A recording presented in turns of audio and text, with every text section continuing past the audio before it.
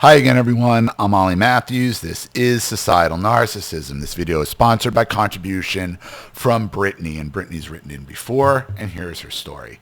Hi, Ollie. I have another narcissism story for you, but I'll change the people's real names in it because their custody trial is still happening in real time. Here is the story of Mike and Kathy. 8 years or so ago, Mike and Kathy knew each other as friends. She strung him along and used him for emotional support and attention, but wouldn't be in a relationship with him, and they lived in different towns. Mike is a good Christian man, but has had trouble attracting good women into his life.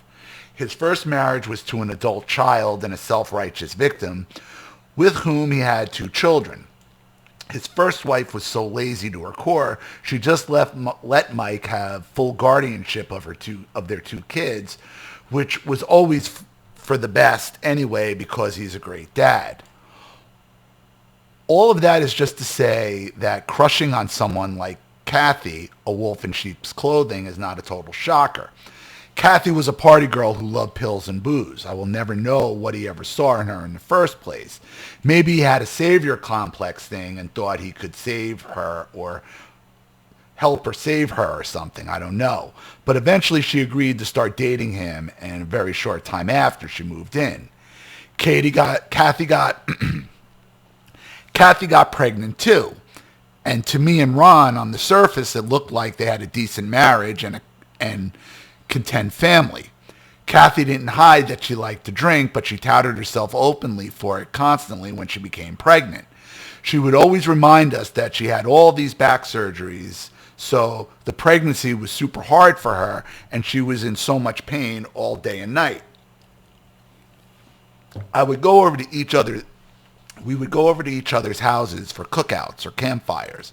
But then Kathy started coming over to my place unannounced while our husbands were at work to cry about how overbearing and abusive Mike was to her. Setting him up. Oh.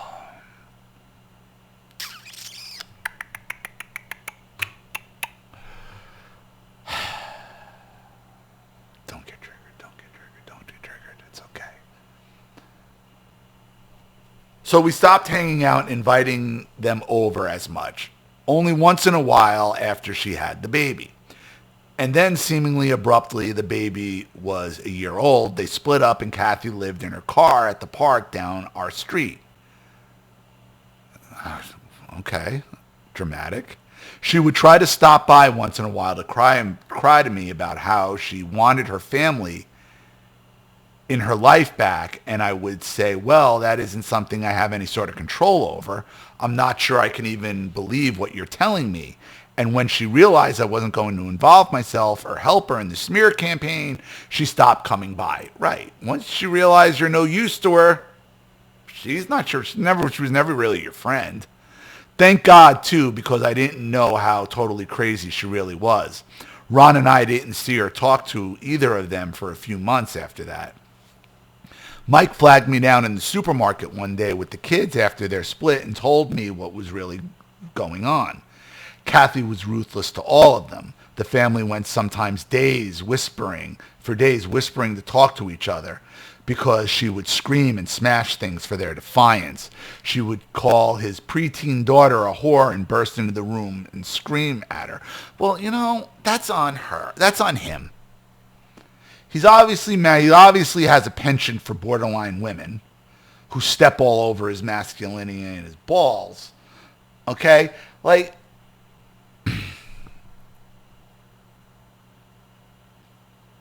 I would never live like that in my own ever. I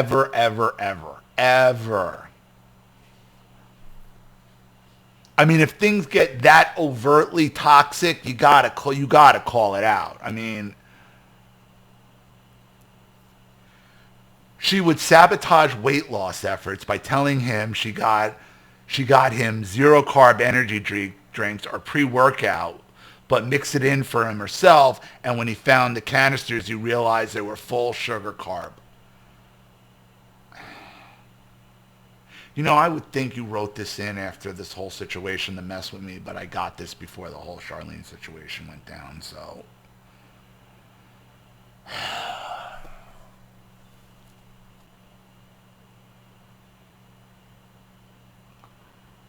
What is it with weight loss and women getting triggered by it? Like, men losing weight and women getting triggered by it and trying to stab it. Like, there's something.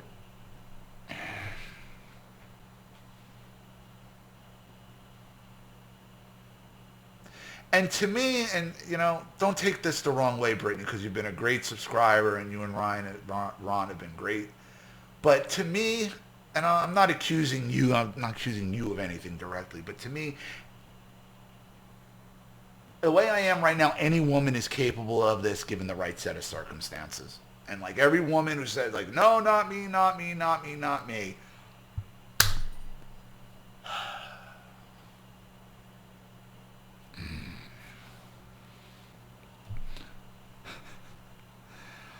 Oh, that's such a my ex-wife move to do something like that with the way with the full sugar carb. But I wouldn't let her like I would buy it because I would. With her, it was Crystal Light I was drinking.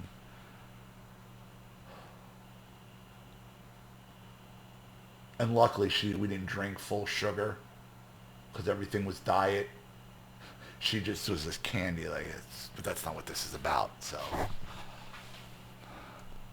But that's subtle compared to her other behaviors. One time Mike was in bed sick with a fever and she came into the room smiling at him and put her hand on his head, speaking softly and saying if he died he would get what he wanted. Everyone would feel so bad for him, which is what he wants anyway. That's projection. I mean, that's borderline projection because the borderlines do fantasize about their own deaths, people crying over them, and that's typical borderline projection right there. He said something to the effect of, please just go. I can have my parents come watch the kids.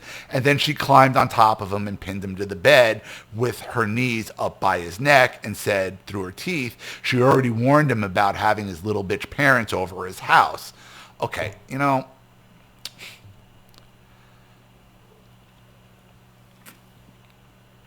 you're telling me he couldn't get her off of him? But again, that's female privilege. Because if you touch her, you go into jail. Because this is the one who's going to call 911. Like,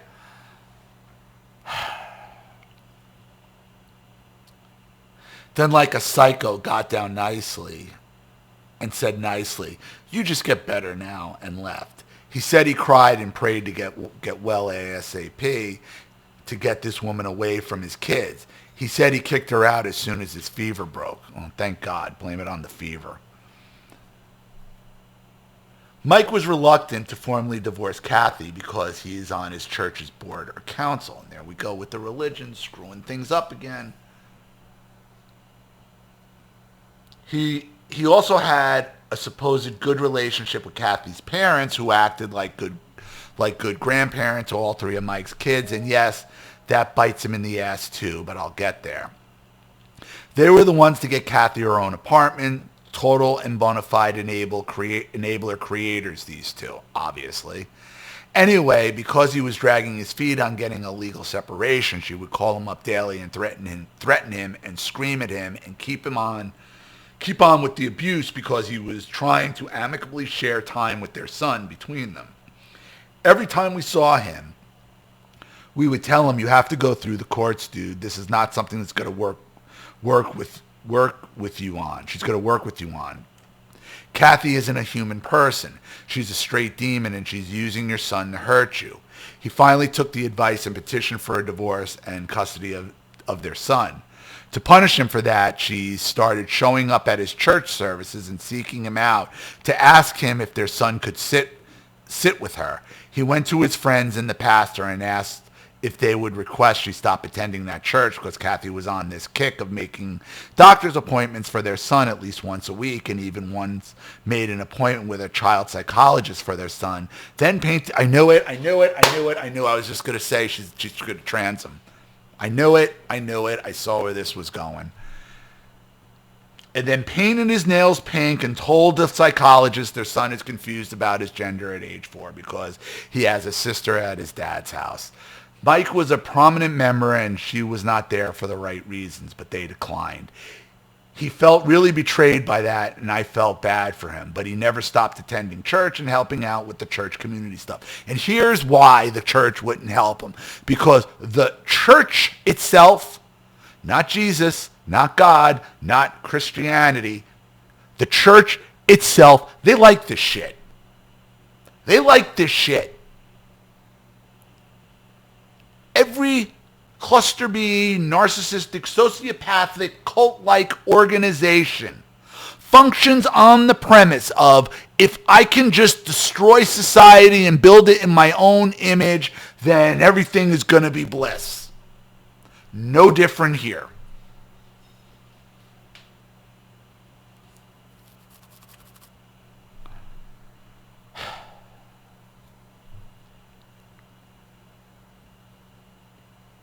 And of course, he keeps attending church and helping them with their community stuff. Recently, the church did ask Kathy to find another parish. I'm about to tell you why shit got real crazy. Because finally, I can tell you why. Because finally she got to a point where they couldn't, it's not even worth it. Okay, we can't even handle her anymore. Go terrorize someone else. So Kathy and Mike are in proceedings and have court-ordered visitations and keep going back to court once a month for the custody case, because Kathy isn't willing to bend even an inch for what's best for their son. And Mike knows the safest place for him is at his home. Mike was given a temporary order of protection, so they have an app for their phones from the court so that their communication can be best monitored. Kathy was ordered to inform Mike of any doctor's appointment she makes for their son, because she goes to these appointments and turns on the tears and just makes it a show to the doctors and nurses about how scary and unfit her ex-husband is. One day, she makes an appointment at the mental health office for their son, so Mike goes to the office 10 minutes before the appointment, and Kathy and their son are not there yet. So he waits, and eventually, why is he allowing any appointment? If there's an order of protection, why is she allowed to make any appointments with him whatsoever? So he waits, and eventually hours go by, and she never responds to the message he sent asking where they are. Then he gets a message from Kathy's parents telling them they're on their way to the hospital because Kathy was in a car accident, but their son is okay. It was soon discovered that Kathy was driving after taking hydros and slammed into the side of a semi-truck 2 towns away from where she was supposed to be. A toxicology report said the hydrocodone, that was my grandmother's drug of choice, and another unknown substance. She cracked some ribs, but was arrested after discharge from the hospital. But then the judge just suspended her license and let her go. CPS went to Mike's house the morning after the accident with an order that their son not be left with Kathy unsupervised under any circumstances. But then the judge just let her go. Well, that's not a family court judge. Like, that's 2 different judges. The judge that let her go is a criminal court judge. It has nothing to do. Family court judge would have to put the restraining order on the child. I don't think the criminal court judge the DUI judge can do that. But then after the judge let her go, Kathy showed up to pick up her son with her mother and the police, saying her mother was the supervision and she has a court order for visitation, so there's nothing he can do to stop her. And the police said she was correct. So Mike tried to explain to the cops, who basically told him he had to take all his grievances with her to court. And the whole time he's talking to them, Kathy is down on her knees, wailing and hugging their 4-year-old, telling him no one will ever keep them apart and she will always do whatever it takes. Whatever it takes, baby, to keep them together forever. And, the cops just sit there and allow these histrionics to go on. Kathy won't let her parents come to any of the court days. Mike could let them come to the court days. It's not up to her. There's 2 people in court. He can bring them. All they know is the information she feeds them. Well, that's on Mike. Mike could be telling them when to go to court. So at the beginning of the divorce, her parents told Mike, we don't want to be in the middle of this. But now they message him and tell him, we think you made your point, Mike. We think you're pushing things too far. That's her son too. Kathy's dad made a Facebook post that read, anyone who uses their own kid as a weapon in a divorce is trash. So Mike wrote him a message and said, I can only assume you're talking about me, and I've tried to have a dialogue with both of you about your daughter and the kids, and you won't even write back. So let's have this talk now, since it seems you're finally ready for it. Then Kathy's dad blocked Mike. I promise you I'm going to wrap this up. So now the two are in the trial phase of their court case. Kathy has one loser witness who is just some social worker from Planned Parenthood to corroborate her side of the story that she's terrified of Mike. And Mike has police reports and the attorney for the child is on his side. And their pediatrician also took the stand and says it appears Kathy is trying to build some sort of case to alienate their son from his father, and CPS found Kathy to be a danger to their son's well-being. But Kathy's piece of schmutz lawyer said the judge is showing bias against her. So now he needs to reevaluate her over and over to prove he isn't biased. It's the most drawn-out court case I've ever seen, and it's really telling how badly some government officials are at their jobs. No, that's family court. That is the hell that is family court, regardless of the proof you have, okay?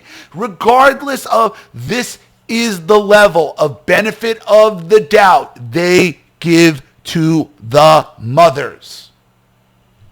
This is the power, the absolute power that women have over men. So when you hear them fucking bitching about some fucking supposed patriarchy, okay, drag their asses down to divorce or family court and tell me and ask them to show me where the fucking patriarchy is here.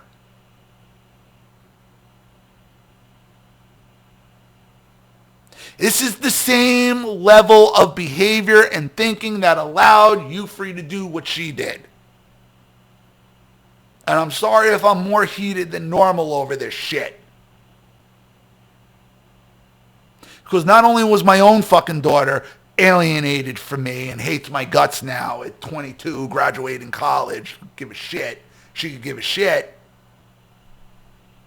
Now I got my wife following the same patterns of behavior.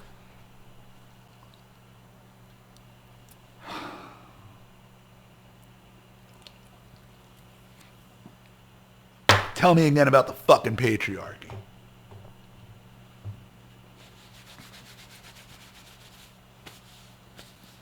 Gonna get that 19th Amendment one way or another. That's harsh. That's just how it's gonna have to be. Because this shit doesn't happen without women voting. Period. This system is not created without the 19th Amendment. It doesn't exist. It wouldn't exist.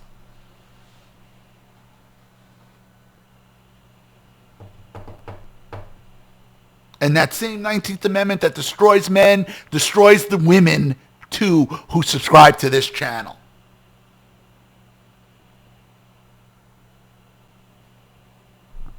So what good is your right to vote if the majority of your sisters vote against all your interests in the first place? Just to say you have it.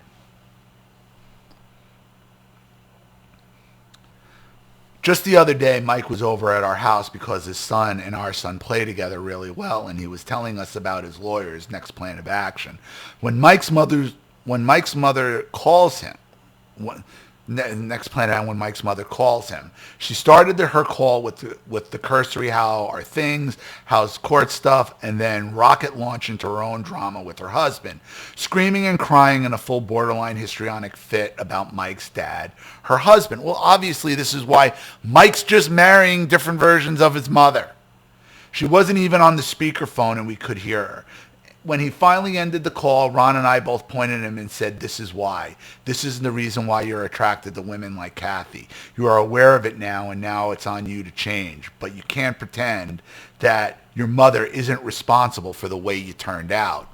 Ron and I are trying to be good friends to Mike through all of this stuff and inviting him to do our 2-week workout challenges and encouraging him to get out to the gym and do what he can to keep his head clear. I'm also hoping for him that this judge stops dragging his feet and makes a ruling once and for all. Yeah, don't hold your breath on that until that judge absolutely has to.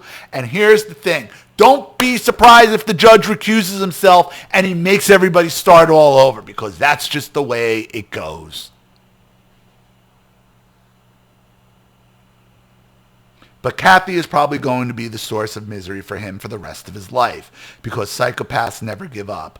Thanks for reading another long story from me. I hope you guys are doing great, and I love the video you made of your walk thoughts. Take care. Brittany. And again, she sent me this before everything went to shit here. So, look, Brittany, you guys have seem like you guys got a lot of fucked up friends. Like, I'd move, or stop hanging out with people. Like, this guy, he's not gonna change. He's not gonna change. He's just marrying different versions of his mother, and on some level, he must like it. He must.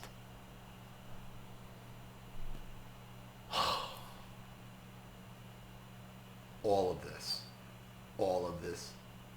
this are the consequences of the 19th Amendment. I'm sorry that is my ultimate conclusion on this, but based on where I told everybody this channel was going in the first place, I mean, this family court, I mean, it is, I've been through it. I don't know how many other people on this channel have been through it. It's out to destroy society, and we would not be here. We would not be here. Oh. So, I'm going to leave it there. Thank you so much, Brittany, for another contribution and story. I really appreciate it. Thank you to everybody watching. Please leave any opinions or advice in the comment section below. And again, if you want your story read on the channel, you have a topic you'd like me to cover, something you'd like to expose, you'd like to set up a Skype, a phone call, have a private video made, you'd like to sponsor a video like this for someone who needs help and can't afford it, or just make a contribution to the channel in general to keep it supported, growing, and successful, because this channel survives 100% on contributions from all of you. Without you guys, all this goes away. So if you like what you see here and you want to see more videos like this, you know what to do with either the Cash App, Zelle, PayPal, and email links in the description box below. Also, please like and share this video wherever you can. Subscribe to my channel if you haven't, and be sure to click the subscription bell to be notified of all my video uploads. Also, be sure to subscribe to both my channels on Rumble. Follow me on X and Telegram as well. I'm Ollie Matthews. This has been Societal Narcissism. Take care, everyone.